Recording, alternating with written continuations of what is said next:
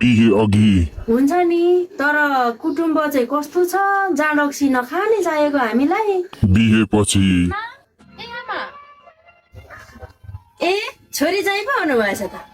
बुढा ए बुढा बाहिर आउनुहोस् आउनु छोरी चाहिँ आउनु भएछ ए जोइन भाग्यमानी हुनु भाग्य मानेको ल जाउँ लु जाउँ भित्र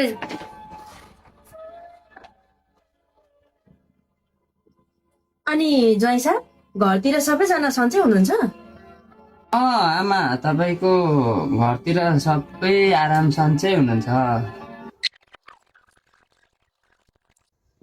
ल है ज्वाइँ साहब यो चाहिँ अब सगुन पानी हो यो चाहिँ नखाइ नहुने कुटुम्ब चाहिँ कस्तो छ जाँड रक्सी नखाने चाहिएको हामीलाई ओहो आमा यो त म कहिल्यै खाँदिनँ नि कहाँ जोइन साहब आफ्नो संस्कारमा चल्ने कुरो यति त खानै पर्छ नि आफ्नो रीतिरिवाज त जोगाउनु पर्यो नि बाबा म खाँदिनँ नि यो यति त जोइन खानै पर्छ नि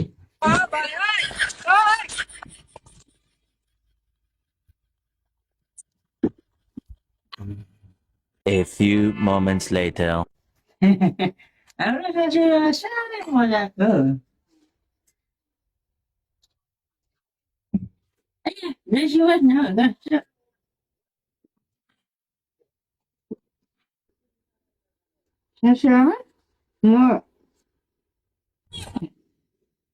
म बाहिर गएर आउँछु ल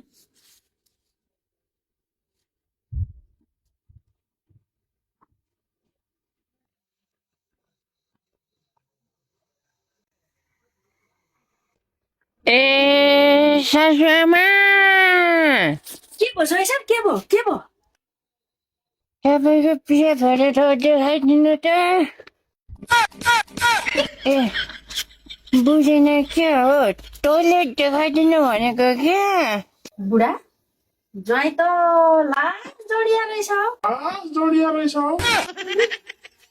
सुत्न छैन वेनेरी बासै